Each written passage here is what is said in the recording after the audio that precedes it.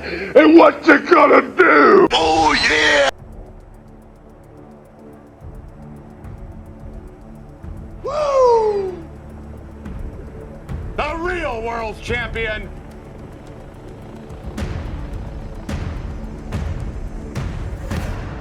Best there is, the best there was, and the best there ever will be.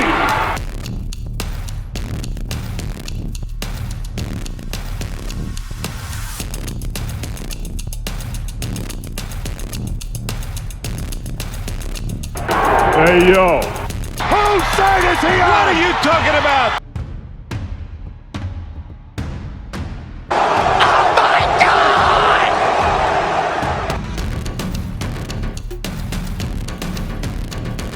Brett screwed Brett. Hey! Oh, okay!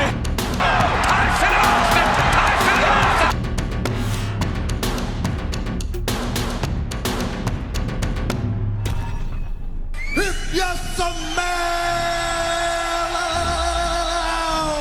You are gonna feel the best! Raw is Jericho! I came back to the guys behind that curtain that give a shit about this company.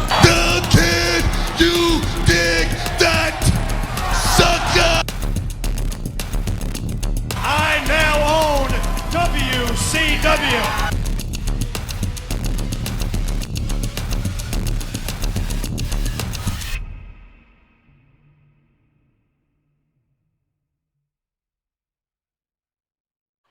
Welcome, everybody, to the first edition of Who Really Won the Wrestling War. Now, we're not talking business related because I think we know who won the war business wise, but entertainment wise, what we'll be talking. Before we get into this, Fang, I just want to know, how did you start watching wrestling, or what's your earliest memory of wrestling? So it's so funny that when we decided to do this endeavor, that this was the time period we started in, because I'm a little older. I'm kind of an old cat. And I tell you what, this Royal Rumble was one of my first, the Royal Rumble in today's episode was one of my first memories of actually watching wrestling. So this for me was my golden age of wrestling. I grew up with a brother who's 6 years older than me and a cousin who's 7 years older. And they were my biggest influences growing up, and they were such hardcore wrestling fans that I have been a wrestling fan since I was 4 years old, before I really even knew what was going on. So yeah, bro, no, I love wrestling. I've always loved wrestling, and this coming back to this time era period brings back a lot of really cool memories for me, seeing some of this stuff. What about you? Well, I'm a little younger than you, but my very first memory is when, I believe he was in WWF at the time, is when Ricky Steamboat used to have that entrance where he had the dragon get up and he used to shoot the fireball in the air. That's my very first memory of watching wrestling with my grandparent. And then from there, I used to rent back in the day, rent the VHS tapes of these old 80s WWF pay-per-views. So it took me a while to get into WCW, but yeah, I was definitely a kid watching old stuff. I didn't really start watching live until the Monday Night Wars, though. That was when I think I got more into it, was when that. But this, like I said, it's funny you say VHS, because I had this Royal Rumble at my aunt's house on VHS, and I would go there every morning, get a box of honeycomb, and I would watch this Royal Rumble. I've seen this Royal Rumble probably 100 times in my life. When I was what a way we're starting then, if this was so near and dear to your heart. I was like, dang. Let's see. I actually want to talk a little bit about do you still watch wrestling to this day? These days, I'm actually gravitating to AEW. Lately, I can't even say I actually watch all the Raws and SmackDowns, but I usually, at the very least, will read a recap just to kind of keep up with what's been happening. And if it looks like something cool happened, I'll go back and watch them. But I don't watch it as religiously as I used to, especially during the Monday Night Wars, where I was flipping back and forth on commercials between Nitro and Raw. I'm definitely not as religious about it, but I definitely keep up with everything. But if the only show I watch every week religiously now is AEW, because I really like the product they're putting out. And it's a throwback, in my opinion, to just a lot of what I initially made me love wrestling, like the purity of it, and just the AEW is really coming out with that. How about you? You still No, I gave up on it a few years ago. I used to watch religiously too, but I just kind of got.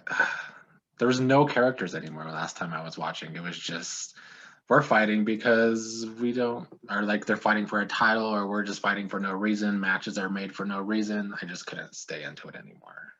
could not agree more. Like the characters they used to have. That's one of my favorite parts about watching this back in the days. You realize almost nobody just went by their name. There weren't a whole lot of guys that were just this, like first name, last name. It was all larger than life characters. They all had gimmicks. And I feel like it was more enjoyable to watch and more entertaining to watch as a result, because it's not just first name, last name versus first name, last name. It's the clown versus the garbage man, or, it's stuff like that. So it was cool. It really is night and day watching this. And then if you watch something now, there's just not a lot of similarities. No. Now, this will probably be old news by the time this airs in a couple months, but recently Undertaker was on the Joe Rogan podcast. I don't know if you listened to it, Yeah. But social media, gets a little crazy. They didn't like some of his comments that, wrestling is soft these days, but do you think that is also a problem, that there's like no edge left in wrestling? Absolutely. As a matter of fact, one of the guys that is really being hyped up in this first month that we're going to talk about, for instance, just to give an example, is a guy named Bad News Brown. And Bad News Brown is like a big dude, but like you can tell that when wrestling was in this infancy, and not even infancy, I mean, this is, a good bit into wrestling, but when wrestling was like, you could tell they just found guys on the street. Like, these are big, tough, mean-looking dudes at our local gym. Let's get you in the ring and let's get you doing. And nowadays, it's more of a cosmetic thing. Everybody's all buffed and ripped. They have these good physiques. And so I do think it's gotten softer. I think because it's gone more from these legitimate tough guys who used to be in the ring, and now it's more of like bodybuilders and entertainers, which I'm fine with to a degree. But yeah, they are a lot softer. There's no doubt about it. I mean, they're a lot more athletic too. They're doing crazier moves. The matches are night and day. But yeah, I do. I think but I don't think it's that. I think it's a whole mentality. Back then was just a tougher mentality for wrestlers. I mean, what's your take on that? Yeah, I definitely agree with Undertaker that today it's all about looking pretty, or just trying to get like a quick good review on Twitter that our match was good, allegedly good. I think I might be the heel of this podcast if I talk too much about the wrestling product and how I don't like all the flipping and flying that constantly happens. Mostly the flying outside of the ring all the time. It's just overdone. But yeah, I mean, I do agree that they're athletic, but like I could also watch men's gymnastics if I really wanted to, but I don't. So, and it takes away some of the specialness whenever those moves do happen, because they seem to happen. Those spots happen in every match. You won't see a match without a suicide dive. You won't see a match without, these high flying maneuvers. And back in the day, you have got one guy like the Blue Blazer who's doing, moonsaults and shit. And that is like the big deal because it's so rare. And now everything's just overplayed. I could not agree more with you. Yes, and another thing that kind of drove me away from wrestling is when moves like, sweet chin music, but super kicks were just done to, like, they don't mean anything anymore. No, you're right. I mean, back then you had Haku and then Shawn Michaels, and those were the two, super kick guys. And then you're right. Now it's not even a finisher. Like it's done all the time. But I don't know if we're going to get into this, I'm sure we will. But one other thing I've really noticed is that finishers seem to be a lot more protected in the old eras. You don't see finishers in every match unless it's a squash match with usually a jobber versus a superstar, because you can see that the finishers are meant to be finishers back in the day. And so I feel like people are kicking out of a lot of finishers nowadays, and it takes a lot of that off of the whole finisher. That is another great point. They also like to kick out of finishers these days just to, I don't know. And it could be because the company's protecting the finishers. I get that. I mean, back then, I mean, not now, they're not. But it feels like back in these former glory days, they were concerned about protecting finishers and protecting superstars. You don't see a whole lot of superstar versus superstar matches end cleanly. They almost all end in some sort of DQ, some sort of manager interference. And man, I can't wait to talk about managers, because I tell you what, I feel like the managers made this era that we're about to talk about. The managers Could not agree more. were so on point that it makes me want a resurgence in that. I want to see guys that are specialists on the mic be managers for some of maybe the athletic guys who aren't as good, because that's what made a lot of this stuff really entertaining. So before we really get into this, I just want to know how you are going to be compiling the score we're going to be giving, how this is going to work. Every week we're going to rate both, well, for now the months, eventually the weeks, but the month of January 1989 for both WCW and WWF. Whoever gets the highest average score gets 4 points for now, and it's a week, it'll be 1 point. But how are you compiling your scores? Because I mean, like I said earlier, if we were doing business, Vince McMahon's still making billion-dollar deals on the regular now, so yeah. I agree. Without too much foreshadowing, I have a feeling it's going to be a slaughter for the first few years. I really do believe that. And I'm basing mine, and it's tough because I'm having to separate nostalgia from it. And I'm just having to pull a lot of my nostalgia out of it. And so for me, my primary grade is based on entertainment, like flat out. It's what show's making me smile more, what show's making me laugh. If I was living in this time, which I was, which show would I be more inclined to have on my television at the time? That's how I'm grading, because that just seems like the only fair way to do it. Like I'm trying to take an unbiased look, and I'm just taking each show for what it is. And quite frankly, one of these companies, I find myself skimming through a lot of more than the other. Yeah, I think we're gonna feel the same way for a while about this. I think at least these first several months in 1989. I do think there might be a drop off at some point in this month for me with WWF. Spoiler alert, but yeah, I'm gonna base on entertainment too. I'm always team TV. I grew up watching soap operas. This is a male soap opera, so yep. I just need entertainment, storylines, characters. That is what I watch for in everything, including the other stuff we talk about, the challenge, Survivor. And and I'm going to point it out, like, whenever it's time, like, don't get me wrong, I'm not going to discount, because the quality of the matches, and I could be getting a little ahead here, the quality of the matches in WCW actually might be a little higher. And they're putting a little bit, in my opinion, they're putting a little bit more, you get more ring time. Matches are longer. And, the wrestling quality isn't bad. So, I'm going to balance that in. Like, I'm not going to just discredit just because it's less entertaining. I'll try to point out that, hey, these guys are still, some of my favorite wrestlers are in WCW at this time. Matter of fact, my single favorite wrestler happens to be in WCW at this time.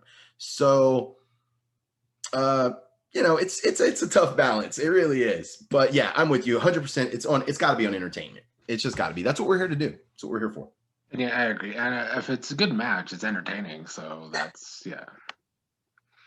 Well, we'll go ahead and start with WCW.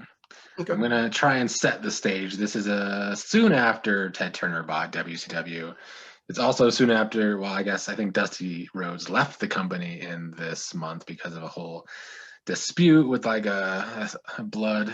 I guess Turner didn't like all this blood that Dusty was booking, but he just kept doing it anyway. I kind of watched some of 1989 before we got to this, just to see what was going on. I do think Dusty's booking was getting a little stale anyway, but anyway, we have George Scott, who will be the new booker for now for WCW. I guess he was a great booker in the 70s. I've never watched any 70s wrestling, so I couldn't tell you. Never heard of him. But yeah, I guess we'll go ahead and start with the whole Barry Windham, Eddie Gilbert situation that's going on. That was Eddie Gilbert basically putting up. He had heart in his match. That's what I pointed out most. That's what they were going for.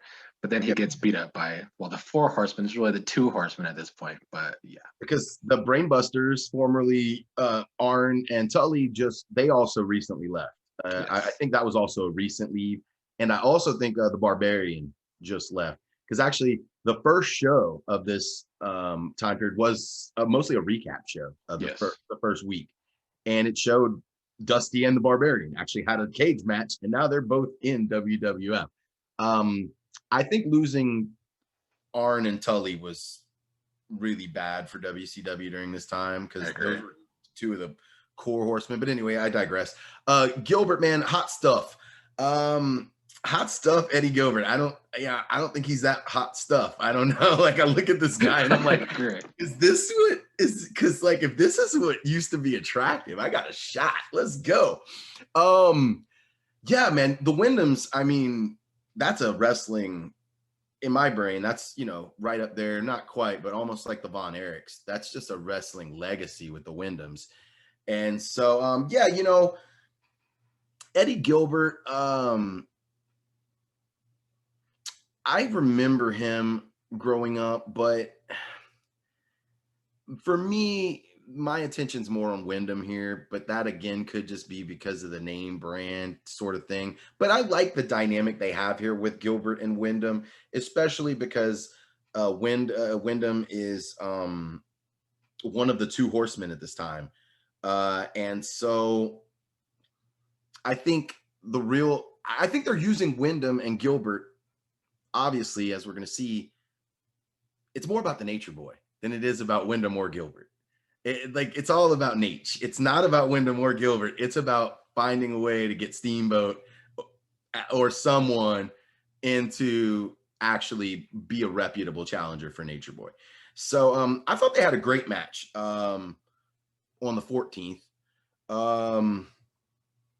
And I like Eddie Gilbert, man. I mean, there's a lot of backstage drama with him and Missy Hyatt, who was kind of a ring rat. But yeah, no, I like what they did here. I mean, I think that this feud was obviously not really about Gilbert or Windham, though. I think this feud was more about putting the pieces in place to get a credible challenger for Ric Flair, and to start the need for the other 2 horsemen to come along. Yeah, see, I don't remember Eddie Gilbert at all, but I did actually enjoy him here. I feel like he was playing a good face and peril, as they would say. And I mean, he was entertaining enough for me, I guess. So it worked. He got a good promo too. Yeah. The Steamboat promo with him was really pretty good. Now, you mentioned your favorite wrestlers on WCW. Is it Ric Flair? It is. It absolutely is. That's my favorite wrestler of all time. And that is my favorite wrestler of this particular generation. Yeah, it's hard not to be entertained by Ric Flair. I mean, shit. I feel like, and again, this is jumping ahead, but I feel like what Ric Flair is doing for WCW at this time is what Bobby the Brain is doing for WWF. Each company has just one guy that I feel like is head and shoulders carrying the load. And Ric Flair is. I feel the exact same way. I lost my train of thought, though, but Bobby the Brain will do that. He's so good. I know I can't remember how good he was. I don't even want to get into that yet, but damn. Yeah, I know. Well, for now, we'll just keep going on this January 14th show with Michael P. S. Hayes debuting. I love him. He was also entertaining. He brings a great energy. He brings some dancing. Him and I guess another guy that makes us normal guys feel sexy. I know, right? Free birding it out. Being awkward. And he's starting to, I guess, team with Junkyard Dog. They, I guess, had a feud at one point. I never really saw this feud, but do you know anything about it? No, I don't remember it. I do remember the Varsity Club. And I don't know if I think that's who they're building. I don't know. Yeah, it seems like they're building because they have one of the tag titles. I'll say this. I've never been a fan, and I'm still not to this day. I've never been a fan of pairing 2 singles people up as a tag team and actually having them have tag team success. I feel the same way about Sting and Luger, which they're doing a lot here. I feel the same way about Windham and Flair as they're doing here. I just don't like seeing two single stars pushed as a tag team simply because I feel like it's lazy, but I understand why they do it. It's usually because they don't have enough airtime to fit everybody in. So we want to get all our big names on here. So we smash them together. But I feel like what that does is it really takes away from the actual tag team division. I like tag teams that come out looking together, moving together. You know, they got the whole thing going. And so I'm not a fan of this pairing with Hayes and Junkyard, even though I like them both as singles competitors a lot. I don't really get it. It didn't do it for me, honestly. I don't really understand it.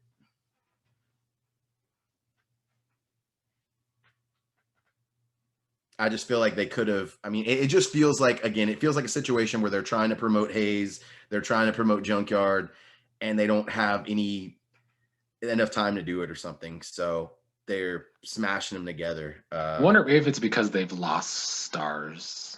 Since they lost Dusty, they lost the Brainbusters, they lost the War. Or who did you say? Barbarian? They lost the Barbarian, yeah. I mean, it could be, but Hayes was a fabulous freebird. They could have easily utilized him That's in the true. area with Gordy or one of the other freebirds. And Junkyard Dog just doesn't strike me he just doesn't come off as a tag wrestler. Yeah, I agree with that. He's just a singles wrestler. So I like both characters. I just don't like the pairing. I mean, what do you? I mean, no, maybe it hasn't had enough time to develop. Maybe I'll like it more coming into the next couple months. But yeah, I do agree. I don't necessarily dislike the whole singles coming tags. There's a few instances I could think of. I won't get to them that I did enjoy, but yeah, this is just really kind of like they're just being thrown together just to be thrown together. And I mean, it feels like maybe the Varsity Club needed some other people to feud with that were faces, other than the Steiner brothers or Rick Steiner. And so they're kind of filling that gap to me, it just feels like they're underutilized. They're being utilized as generic faces, and that the Varsity Club is really the stars of this feud. Yeah, I don't even think they're the main people of this feud, because aren't they also feuding with Hawk and Animal? Yeah, those guys are being billed as absolute animals at this time. They're an untouchable tag team. The way I don't even know if are they the Road Warriors or Legion of Doom at this time. I think the Road Warriors, but those guys are being booked as absolute monsters. And speaking of the Varsity Club, do you know why Kevin Sullivan? Because isn't Kevin Sullivan supposed to be some evil character, but he's like taking up with some amateur wrestlers? Yeah, Kevin Sullivan doesn't really fit that. You're right. He doesn't. Because he is the game master. I think he went by. I think he called himself the game master or something. He is. He and Kevin Sullivan's good on the mic. Like he has a good heel promo, but he does not fit with Dr. Death and Mike Rotunda, because they are both amateur wrestlers, right down to the amateur wrestling stuff. And then you got this dude. Yeah, it's very odd. I think they just needed him as a mouthpiece, man. I really think it's just that. And Rotunda isn't too bad, and his sons are doing great now. So I mean, they have that whole family legacy too. But yeah, I think it was just they needed.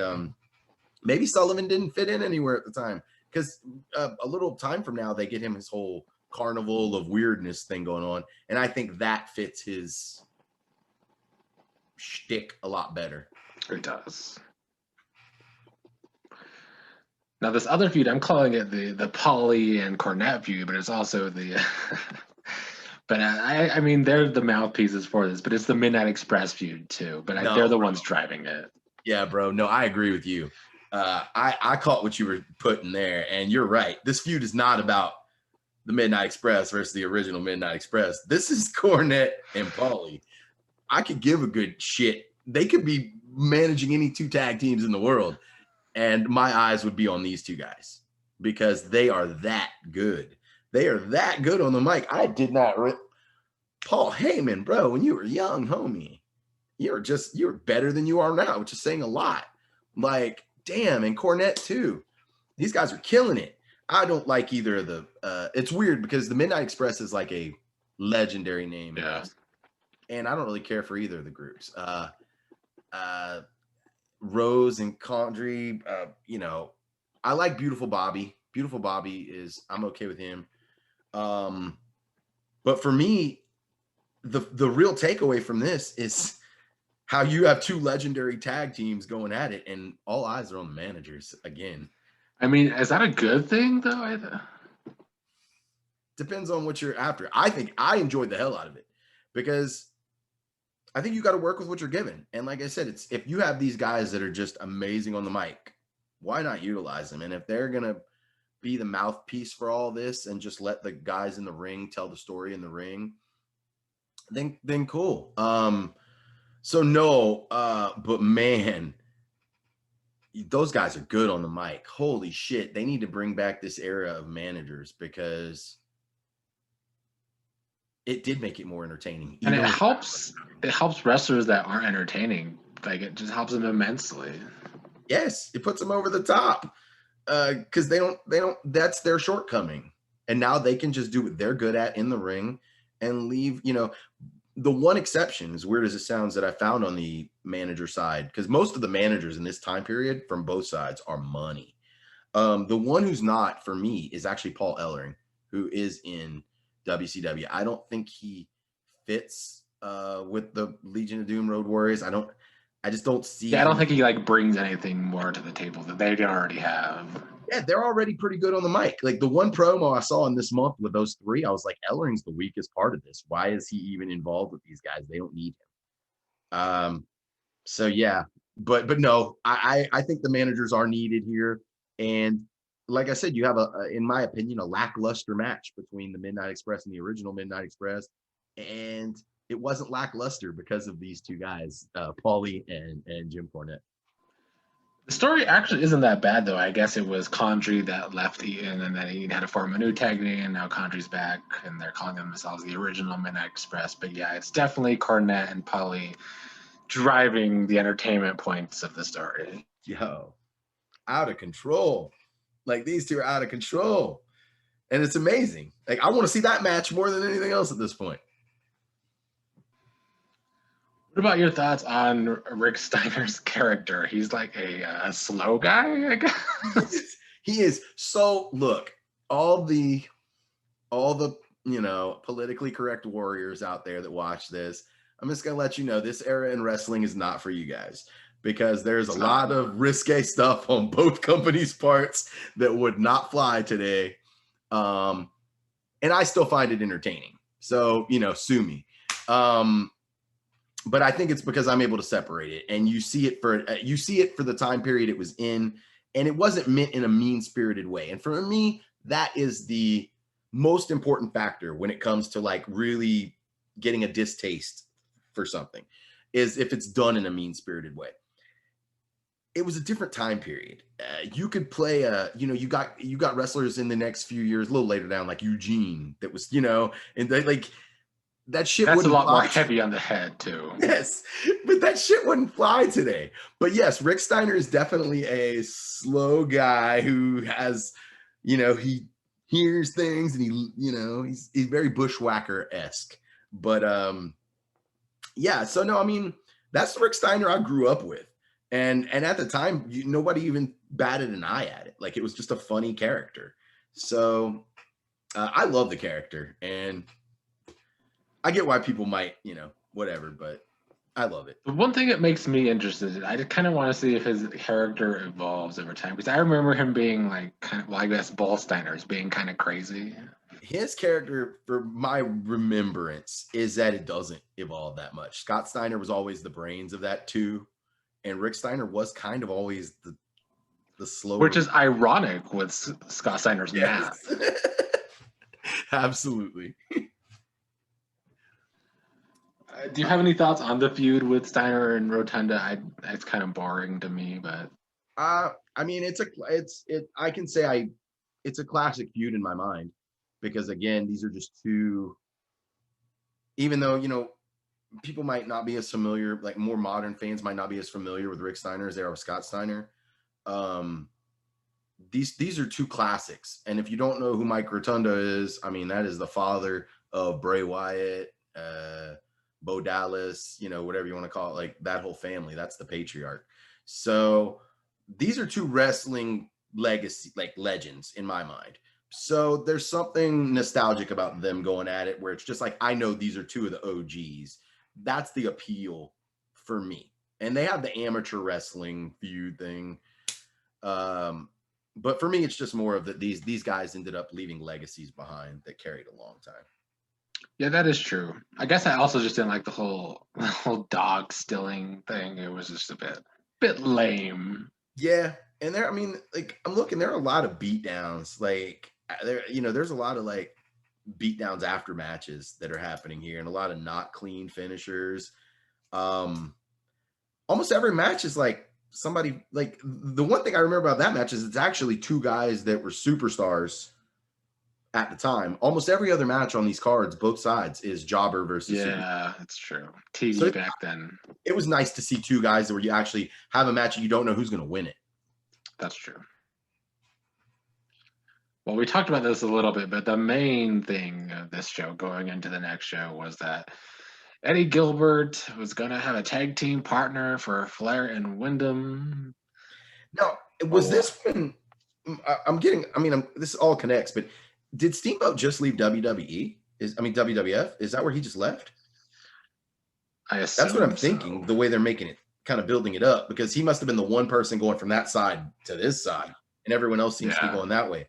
Okay. Yeah, I mean, I like what they did here. Like I said, that's why they did the whole Gilbert versus Windham thing to begin with. It was all about getting this mystery partner in. And I'd have to put myself back in this frame of mind and be at this time, but I think it was a very big deal that it was Steamboat.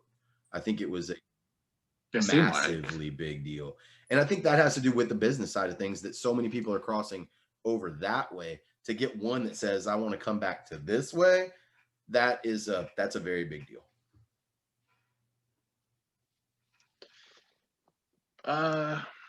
We'll just go ahead. We'll talk about some other things on this episode, but we'll just talk about this for now. The January 21st episode, it was Steamboat that comes out, and that match, to me, even including the Royal Rumble, was the match I enjoyed the most, I think, just because it was the upset over Flair, Steamboat getting the pin. That was my second.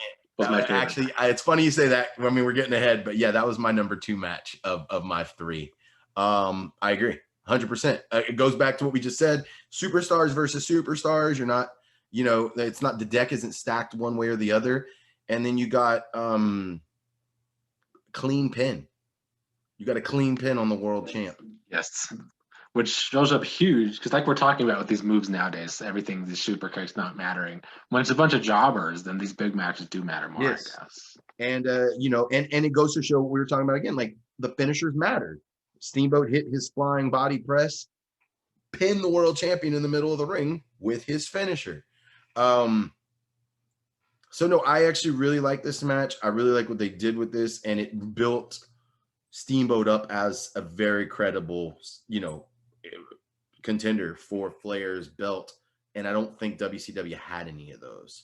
So I think this set a perfect stage for it. The match was good. But one thing I found interesting about Steamboat in general is I thought Steamboat was going to be smaller. Like my memories of him, I thought he was going to be more of like the luchador, like a small flying guy. And you look at him, and this dude's pretty big. Like he's doing presses. Yeah. Like he's so I think he was a real big forefather of like a bigger athletic guy who can do some of the bigger moves, was Steamboat. And I can see now why he's so popular. At the time, I don't even think I got it when I was a kid. And now looking at it, I can see how he just brought something completely different to this era of wrestling that was needed. And even though it's overdone now, according to us, for this period of time, having a guy who could do that, yeah, man, it was real big, and it was so needed. So I love this feud. I absolutely love this feud. Oh yeah, me too. And my first memory of wrestling is Steamboat, but he was never one of my favorite people. But I just feel like he's such a, I don't know if there's ever been, I mean, there has, but he's just such a nice, lovable baby face. Like, I can't think of anybody else that even compares right now. No, man, he comes in there with his wife and his kid on the promo with Lil Baby Dragon. Yeah. Nah, 100% agree. He is the epitome of good guy. Oh yeah. And he is up against the epitome of bad guy. That is true, which makes the feud so great. Yes. Another person that debuted on this episode is Butch Reed, which they're kind of teasing like he might be another member of the Four Horsemen because he's with J.J. Dillon. Now, a few years ago, I went back and watched some old Mid-South wrestling, and Butch Reed stood out the most to me. He's a little older here, but what are your thoughts on Butch Reed coming in here? Big dude. He just fits that big guy. Tough guy. Ex-athlete. You could tell they're like, I wasn't thinking Four Horsemen. He gives me shades of, as weird as this sounds, and it's a reach because it doesn't turn out this way, but he's giving me shades of like Goldberg. Like they're building him up to just be this really unstoppable monster.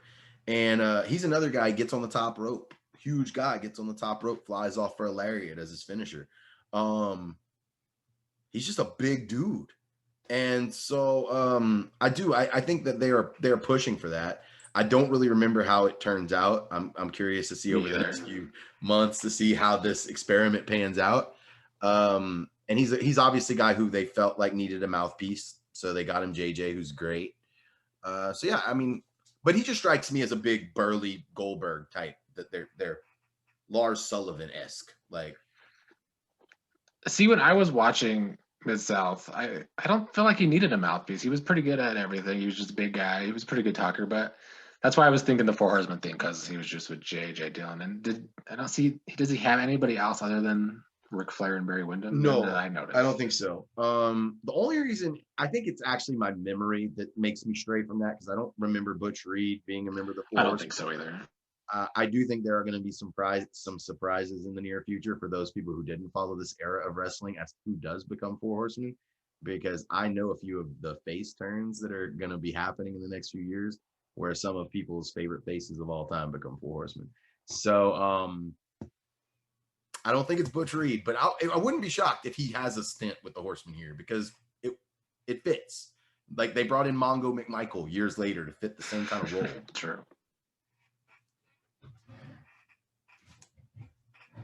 Did you see anything else from this episode, the January 21st?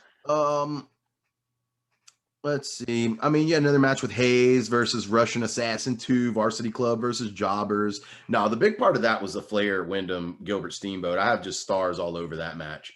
Oh, yeah.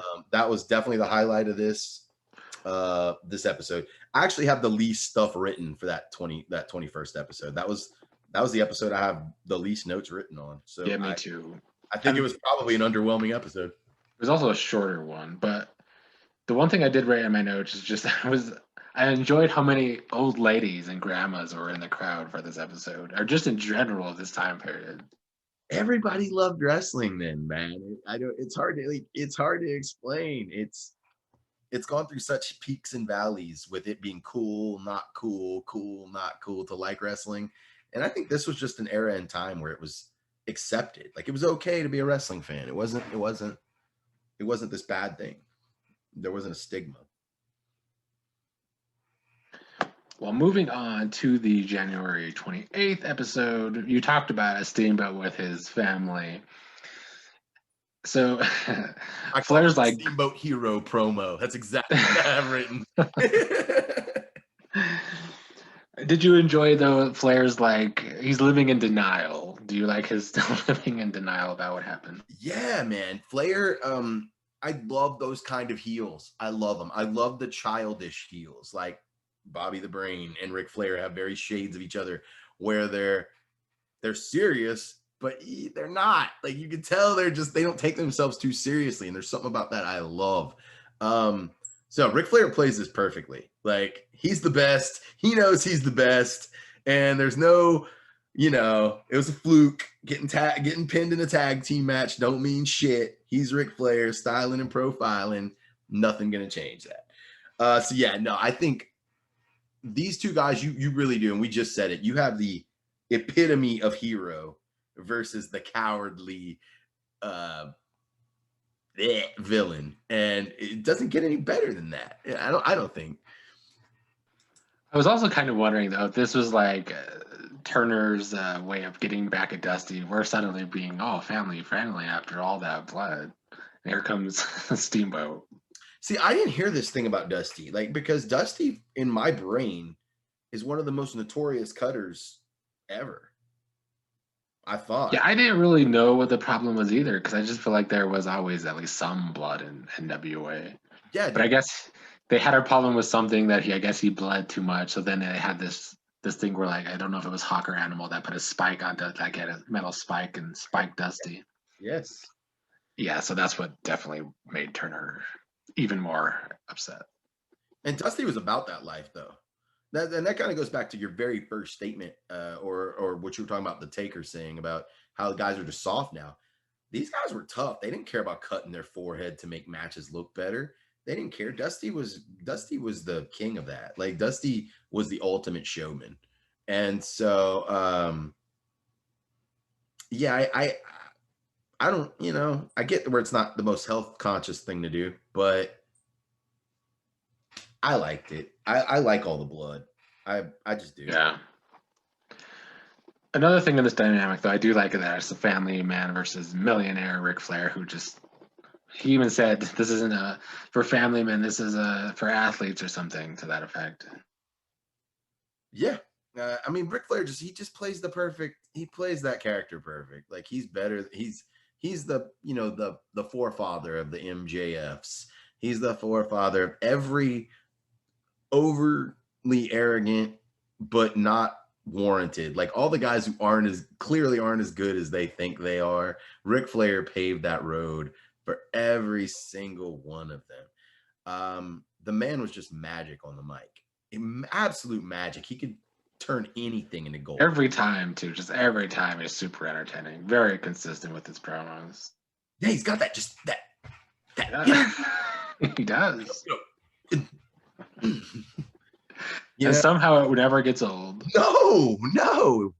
And it never will. It even aged well. Fuck yeah, he can still do that shit. He does that shit, at 70 years old. Lot of jobber. I hate using that word so much, but a lot of squash matches. It's true though. On the 28th. I even started calling him Kendall Windham versus Jobber George. So it was there was a bad botch on one of these matches. Gilbert versus Agent Steel. There was a very, very terrible botch at the end of that match with Gilbert's finisher. You could tell there was just a huge miscommunication for how it was supposed to go. If you go back and watch that match, you will laugh at the ending because it is one of the most awkward botches I've seen in wrestling, and that's saying a lot. It's not a botch in terms of like somebody got dropped on their head, but it's a botches in terms of these guys don't realize they're on camera, and he's like to tell him to come at him so he could hit the finisher, bro. It's great. And I was like, damn, that was a pretty awful botch. So I thought that was worth pointing out too. Yeah, I must have missed that. It was, just the very end of that match. Go check that shit out. The very end. It was literally when he hits him with the hot shot. You could tell they're doing the leapfrog, and there's a sequence that they're supposed to go through, and somebody fucked it up. Because then all of a sudden they just stop. They look at each other like they don't know what to do, and then Gilbert just goes, and he runs at him and he hits him. No. So awkward. It is so awkward. So I got to dock a few points for that. Yeah, I do wonder how these jobbers really, because there's some prominent jobbers who were used to this, but like, are there others that just, fucked up a lot? I just wonder that. I think so.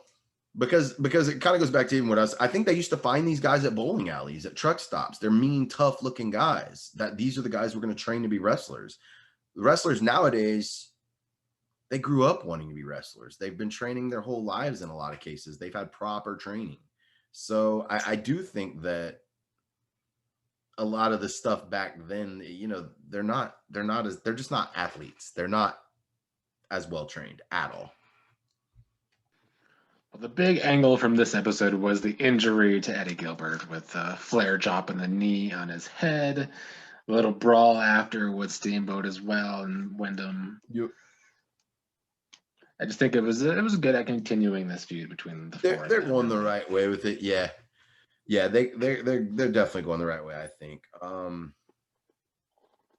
thought it was weird. There was also a TV title match that a jobber kind of shot at. which I thought was weird. Cornette gave a great promo on this episode.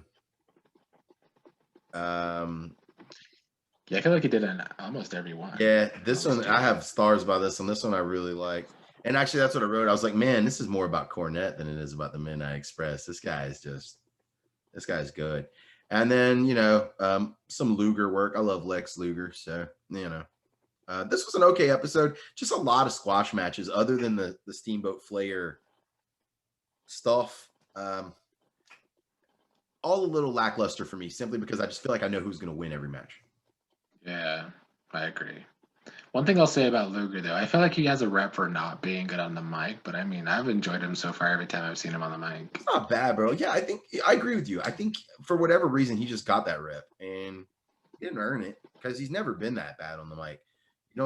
He's had lots of success in multiple organizations, and you usually don't achieve that level of single success without being able to talk on the mic because he's never really had managers either. So yeah, I think he gets a raw deal with that.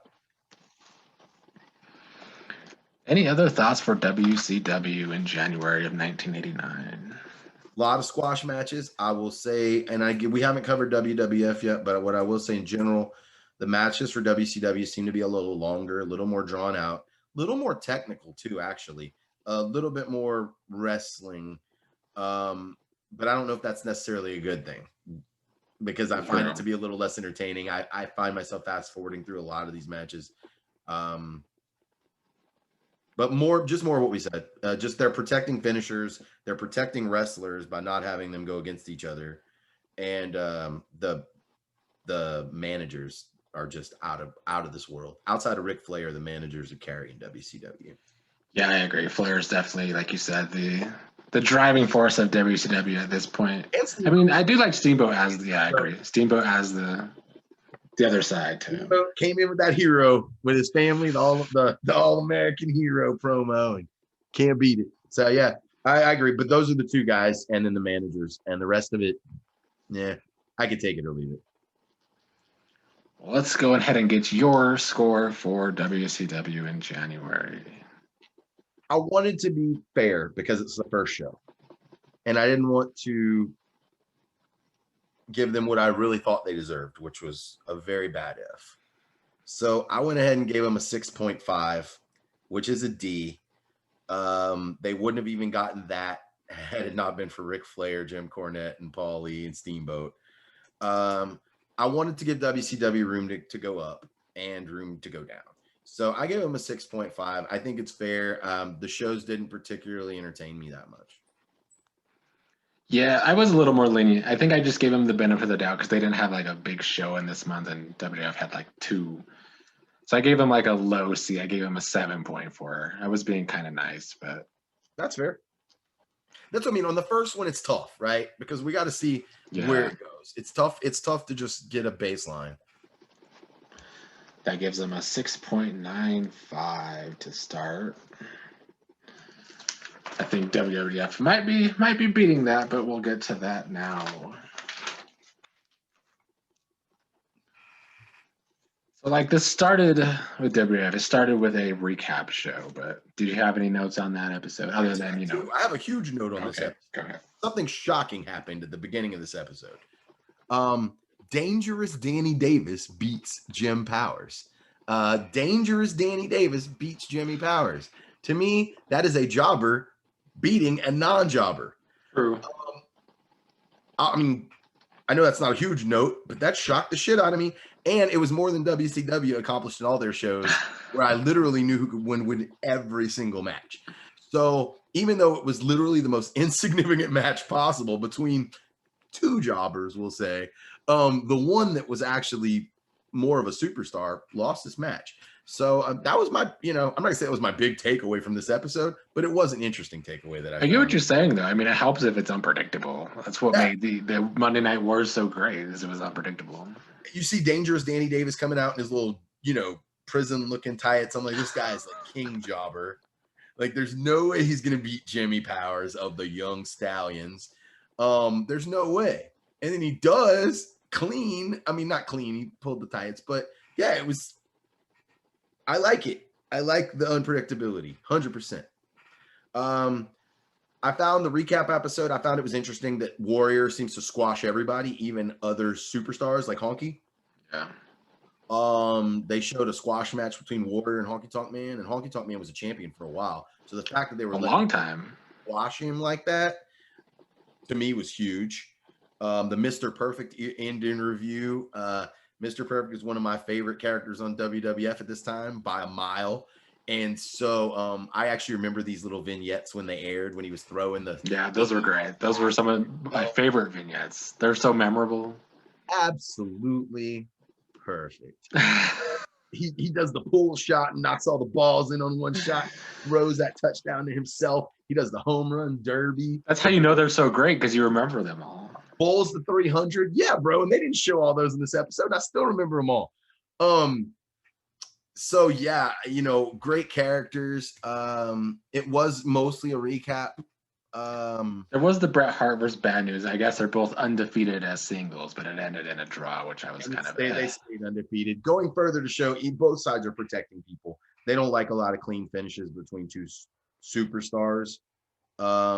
And they're building up Bad News to be something. You can tell they're trying to push him. So I have written here next to him the original King of Strong Style, because I think Bad News Brown was not a good technical wrestler. You're putting him in there against one of the best technical wrestlers of all time. And Bad News Brown is just a glorified striker. Like, he just is. That match kind of went stale for me, though. I thought, and it went to time. So, I mean, it was, but I thought it was a little drawn out. I didn't like the length of that match. Because Bad News Brown's offense is so Diesel Goldberg-esque. Yeah, I think he was like a legit judo star or something. He was in something legit, but in wrestling, yeah, he's not the most technical wrestler, that's for sure. And his offense, just moveset. His moveset wasn't varied, so it makes longer matches with him, I think, just kind of drag on because there's not a lot. He's also old at this point. Bobby the Brain was phenomenal. Oh yeah, he was the star of. He was the star of everything. Yeah, you can find that. And then Rick Martel came back on this episode, which was huge because I actually liked him and Tito as Strike Force. This is going to be shortly before, spoiler alert, just because I know this is coming because I did watch wrestling at this time. Martel's in for a heel turn pretty soon. He's about to turn into the model Rick Martel, and come out with his little spray. That was a good gimmick. Yeah, spray people in the face with his little perfume.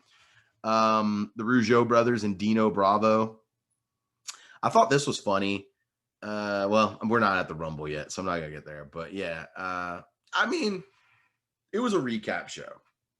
But it was good. I mean, it was entertaining. It was way more entertaining than any of the WCW shows. It's true, but I think it's going to be a lot of... We're going to praise Bobby Heenan a lot in this. He's just, I don't know if there's ever been a more consistent, entertaining person in wrestling. And he's good. He's good at ringside. He's good on his video promos, and he's good at hosting and announcing. Yes, he's money. You stick that man anywhere. Like, that is the most criminally I don't know how much McMahon paid him. That is the most criminally undervalued person of all time. Like, I cannot even believe. And when I was a kid, because I watched this when I was just a young kid who loved faces. I was all about the faces, hated the heels at this time. And so I don't think I appreciated Bobby the Brain when I first watched him. I think I hated him, actually. I think I was like, I don't like Bobby the Brain. He's my least favorite. But that even goes to show why I hated him as that child was the same reason I absolutely adore him today. And he just does so good. Yeah, I always appreciated him as an announcer, but he's so good at everything. I just never really. He's very underrated in my opinion. I don't know. Like, maybe he's not underrated in the whole grand scheme of things, but I feel like he is because he's carrying every show. I agree. Because when you hear people today talk about that era of wrestling, you rarely actually hear his name come up. I mean, he was he managed a lot of very famous wrestlers, but I would have never guessed. If I didn't go back and watch these, I would have never given him his due the way he deserves. He carried this shit top to bottom. Before we get into Saturday night's main event, I kind of want to talk about WWF and their gimmicks. They're very gimmick heavy, and I still feel like they're in the point where there's still more good gimmicks than bad. Eventually, it's going to get to where there's a really lot of bad gimmicks. But what are your overall thoughts on the gimmicks? Love them. I mean, that's what I think wrestling's missing today. And we kind of hit that at the beginning of the show. Like, wrestling is missing these things. And look, they're not all going to be home runs. The fact is, when you're dealing with crazy gimmicks and over-the-top gimmicks, they're not all going to work. They're just not. But I would rather see them swing and miss than not swing. And that seems to be what they're doing nowadays, is not even swinging. The gimmicks during this time of WWF, for me, my favorite gimmicks of all time, quite frankly. I think they had the most lively, colorful characters. You have a guy, they turned a barber. We might disagree on this one. But I mean, no, I don't like Brutus. I'm just saying. Okay. The fact that they turned something as simple as a person who cuts hair into a wrestling gimmick. I mean, they're trying. They're taking the most. That's a good point, though. Yeah. They're taking every aspect of life and turning into a character. You got a cop. You got a bad cop. You got a Elvis impersonator. You got a dude who dresses up like a crazed Indian warrior. Can't say Indian anymore. I don't know. Like, it was colorful. It was bright. And I feel like part of the problem with everybody going first name, last name as their gimmick, like they do nowadays, is I think people lose themselves. They lose track of who they are versus their characters, etc. Everybody wants to play the egomaniac like Ric Flair because it's a name and a name. And that's really what everybody's going for. Back then, everybody knew what they were. I'm the angry cop. So I get to play this part. I'm playing the part of an angry, mean, bad cop. And so I think it allowed for the wrestlers to do more with less. Like the guys who weren't as good on the mic, you give them an over-the-top gimmick that they can act into, and they'll, try to do something with it. So no, 100%. I love everything about the gimmicks then. I thought it was, some people might think it's over the top, but I think that's what wrestling is. It's supposed to be entertaining. It's supposed to be over the top. It is supposed to be. And to your point, these days, everybody's they basically just come off, oh, we're a good wrestler. But like, I'm the best. Else. No, I'm the best. Well, I'm better than you. Well, I'm better than you. Like, exactly. I want to see, the bad guy Wall Street facing off against the that's the Redditor and the Wall Street guy. The Red Rooster. Oh my God. I mean, what? Like the Bushwhackers. Do you think the fucking Bushwhackers would be invented today? No, they wouldn't. Rick Rude was money. Yeah, he was.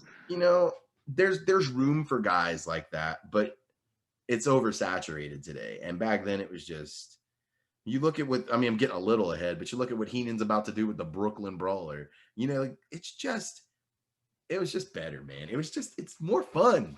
It is. It makes it fun. It makes it more interesting. It makes it more watchable. Yes.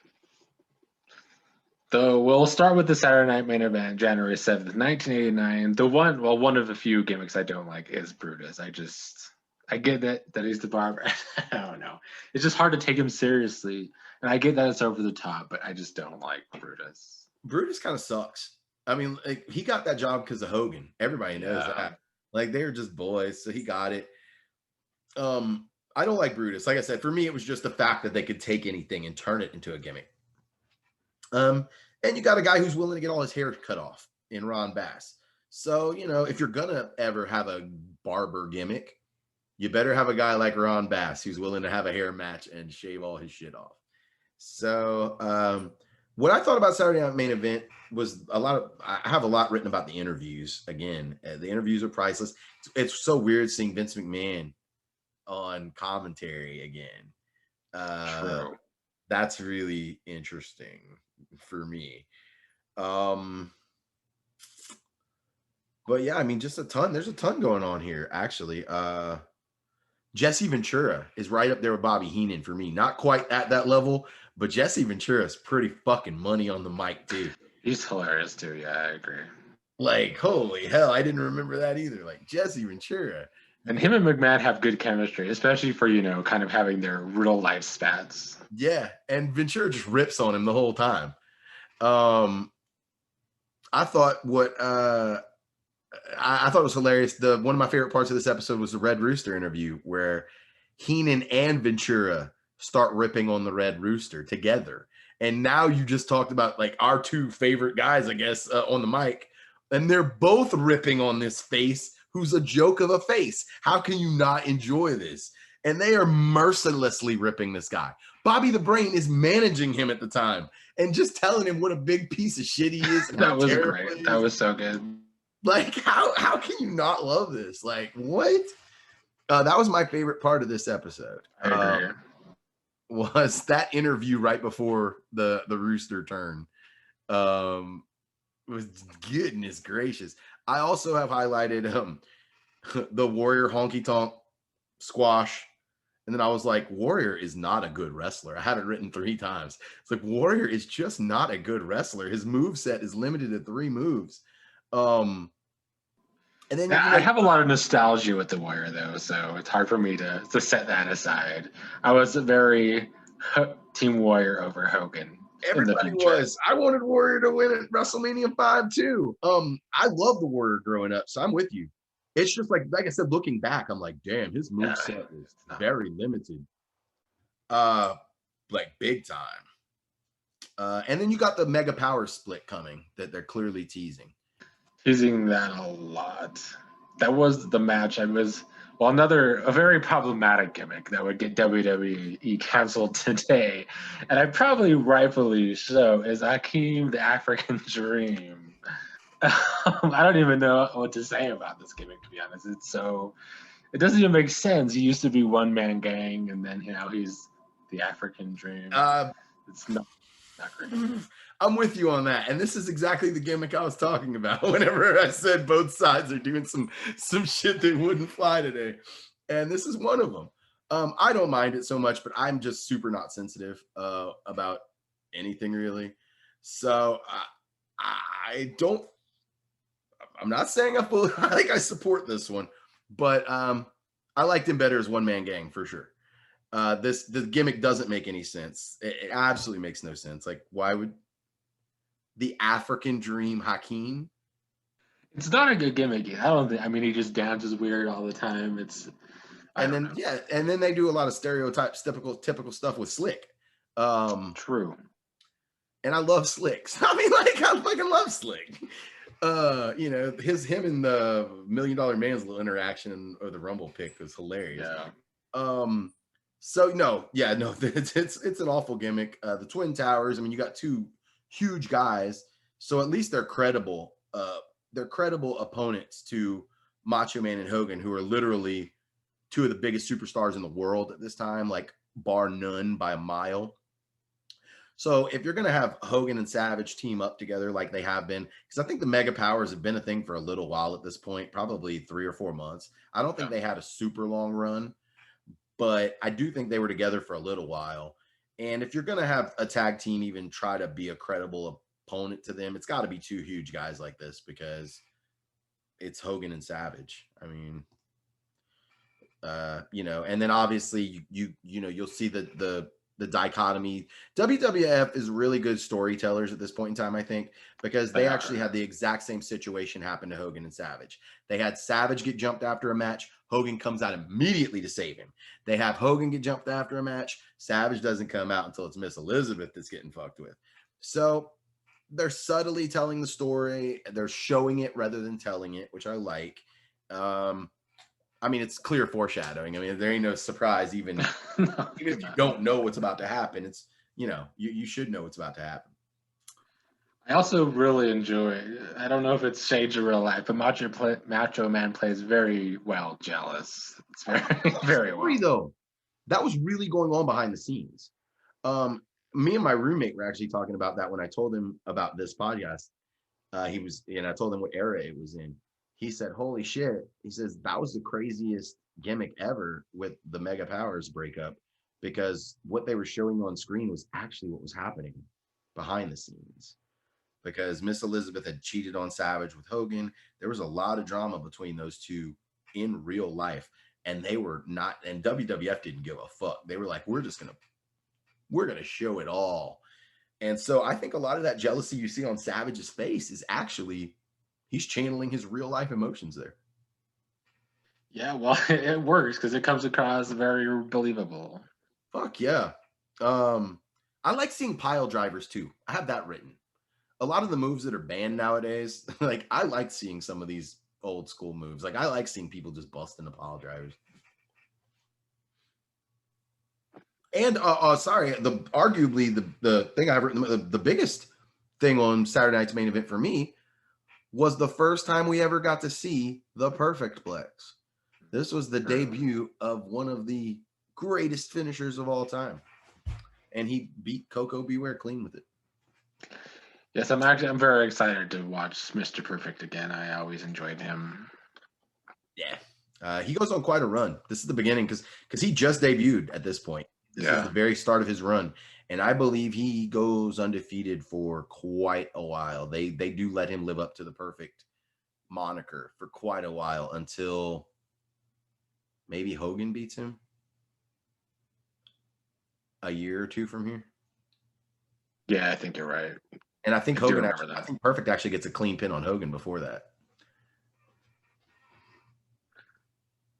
Something I wanted to talk about in the whole Mega Powers thing is like, I mean, Elizabeth is really bringing some of this on herself, is she not? Yeah.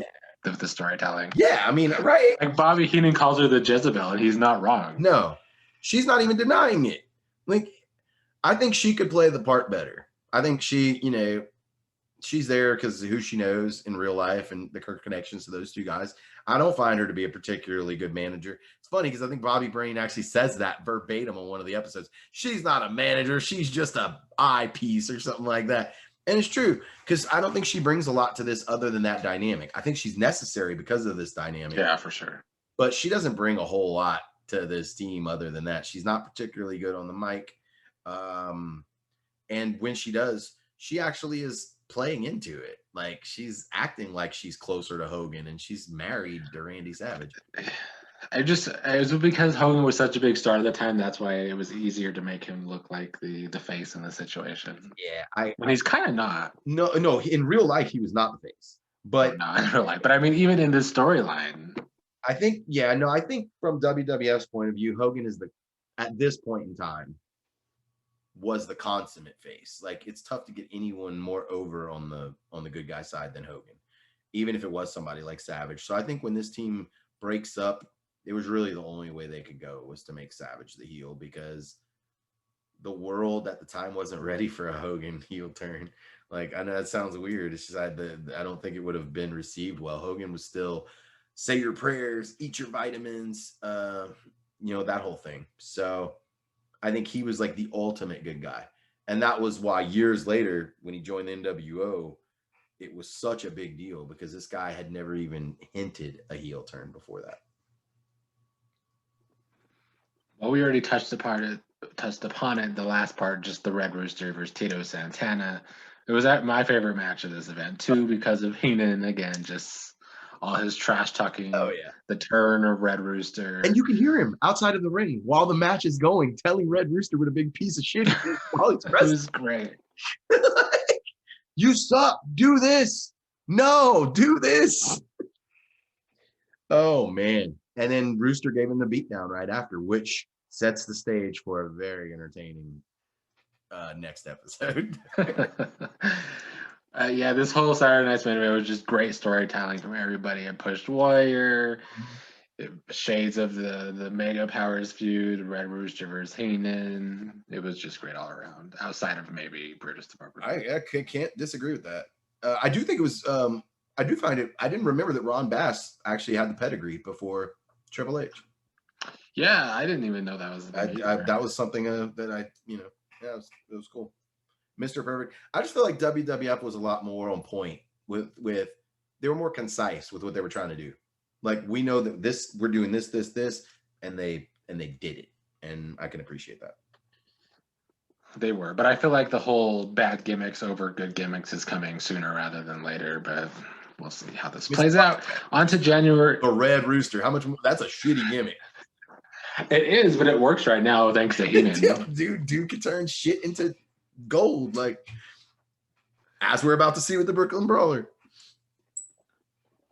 January, I think 9th primetime episode. Do you have any notes?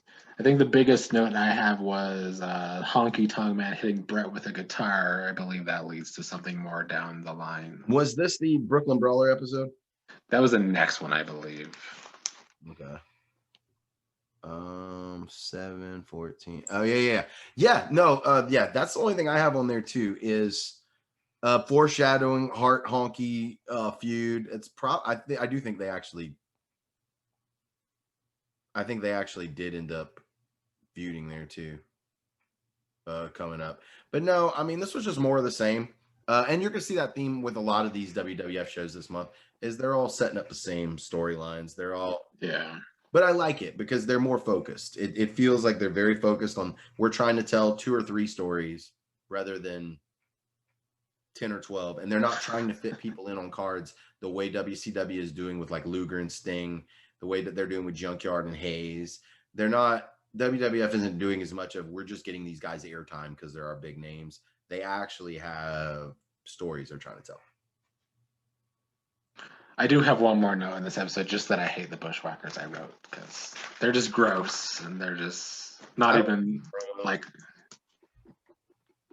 I don't like their promos. I don't like anything about them. Yeah, I don't. I'm with you. I loved them at the time though, because I was a kid. Like it's crazy, but yeah. I think I even remember seeing them live when I was a kid. I got nothing nice to say about the Bushwhackers.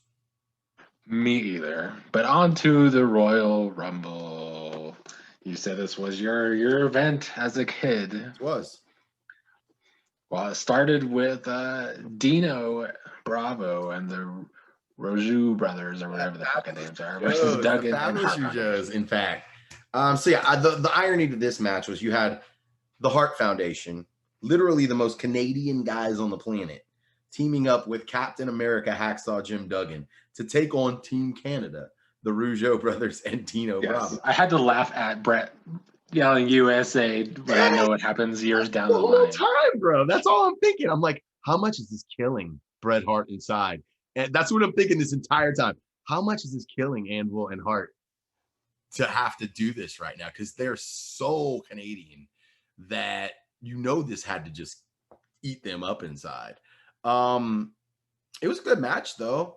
I enjoyed it more than I thought I was going to. They told a great story in this match alone. Yeah, they did. I like this match. I actually like the Fabulous Rougeau brothers. They were one of my guilty pleasure tag teams that I liked growing up, just because I really liked their finisher. It was just it was unique for the time. And Dino Bravo. I don't know if you've seen the Dark Side of the Ring about that dude. He ended up getting like killed by the mafia, got like shot like 30 times or stabbed like 30 times. Wow, I never knew that. Yeah. But yeah, I mean, great match. And Jimmy Hart is, really great with those guys too. So yeah, I like the match. Nothing much to say other than I like the match and I liked all the characters. Yeah, I just like how it turned around where Brett was the one in trouble, but in the end he got the pin to win the match at the end because it was a best of 3 falls. Yep. And the first fall actually went to the heels. Yes. Yeah. Any thoughts on the women's title match? I feel bad for the women back then. They just weren't very given anything. It's tough to not harp on them too hard, man. It's tough to not be too harsh on them. Because the champion, look, Sensational Sherry, well, this is a little before Sherry comes out in the next few episodes, but Sherry's great. Yeah, she's great. She's another one great on the mic. The rest of the women on the mic have been this Ronda, the Rockin' Robin, Rockin' Ronda. I don't even know. She's terrible. She's not that good in the ring, and she's not that good on the mic. So hearing the announcers be like, could be the greatest female champion of all time. And I'm like, you ask people today if they even heard of this chick. I know, right? Who? So no, they say if you don't have anything nice to say, don't say anything. And I have nothing to say about this. Yeah, I agree. Unfortunately for them, they just aren't given any kind of heat to have in these matches. Yep. Without Sherry. Yeah. What were your thoughts on the pose down between Warrior and Rick Rude? Money.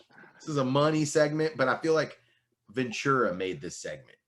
I have a lot of stars written about Ventura's commentary during the pose down, as he was constantly, talking about how superior Rick Rude was.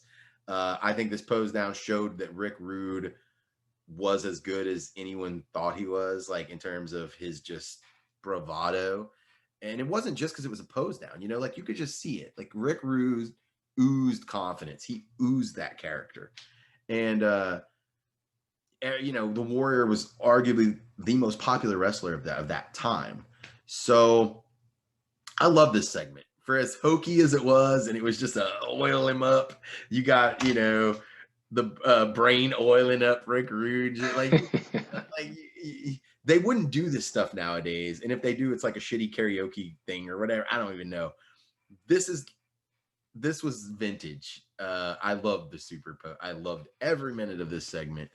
Yeah, I did. Well, did you? And this was a polarizing segment. I know. It's not my favorite, but I get it.